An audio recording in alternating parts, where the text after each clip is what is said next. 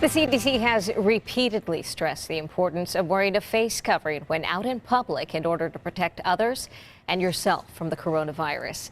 Now, one Facebook user has started a public movement called Take It Off, as in take off the mask. PolitiFact recently broke down this argument to see what is fact and what is fiction. Interviewed in the Fact Check article was Texas A&M University Texarkana virologist Ben Newman. He joins us this morning to tell us what we need to know. Good morning, Ben. How are you today? Good morning, Amanda. Great to be here. How can I help? Okay, let's go through this. I was reading the PolitiFact article and, of course, the Facebook user's post. He goes through 6-part claims about the masks. Number one, I want to get your take on each one of these. Number one, wearing a face mask decreases oxygen intake. Yeah, thankfully, face masks don't do this. So face masks have a particular pore size, and it's going to differ depending on what kind of face mask you have. The question is whether they block out enough viruses, but oxygen is just tiny compared to viruses. And so, no, the oxygen comes through just like normal. Thank goodness for that. Number two, increases toxin inhalation. Yeah, this is based on kind of an old idea. So you go back a few centuries, and they thought diseases are caused by sort of an evil influence or something. The name influenza actually comes from this. And since then, we've learned that, oh, no, it's actually germs, and then it's particular germs, and it's a virus, and viruses are little tiny things. And so this idea of toxins, there really aren't any toxins that you would be breathing out. There are other ways that the body gets rid of toxins, like the bladder and the intestine, not through breathing them out. The only thing bad that would come out would be something like carbon dioxide, and that's going to be exchanged right through the mask. So again, you're pretty safe. Number three, it shuts down your immune system. Yeah. If you could put a mask on and shut down somebody's immune system, you could save a lot of people from dying from COVID, because that disease is driven by the immune system. So no, it doesn't work that way. There's no good scientific evidence that would even explain how that could work. Number four, increases virus risk.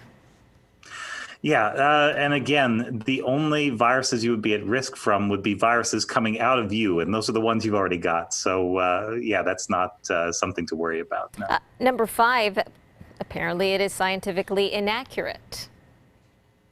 Yeah, that's a weird thing. So there have been a couple really big, nice studies that have just come out looking at mask wearing and showing that it is very much effective.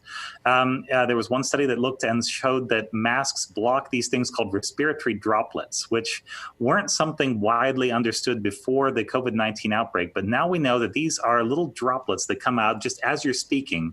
And they're particularly common when you say certain combinations of letters like sh and th.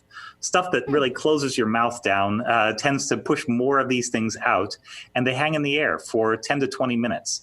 This is a reason why things like those plexiglass face shields are probably not as effective as you would want them to be, because they're blocking the virus that may be coming straight out like a cannonball and crashing into something, and they're not very good at blocking these little droplets, which are more like helium balloons that would hang in the air. But if I wear no good reason for that there. They are quite effective and scientifically proven, we know now. But if I wear the face covering, any kind of mask there, those droplets will be contained more so to protect somebody else? They'll protect somebody else for sure, and they may also protect you to some extent. It's definitely not a case where you'd ever be harmed at all by wearing a mask. I mean, they're uncomfortable during the summer months. I know that. They make me a little panicky sometimes when it's hot out. But there are different kinds. There are all those, they call them cooling face wraps that are advertised on hunting sites. And those, I think, are probably going to be fairly comfortable. Many different styles of masks. It's more about finding one that works for you, I think, and then being able to sort of practice and wear it and stick to it. Yeah, I know. And teach the little ones to wear it. I know, that's what I do. As much as you can, yes. I hear you. All right, Ben, thank you so much. We appreciate all the information. Knowledge is power. We want to save lives. Thank you very much.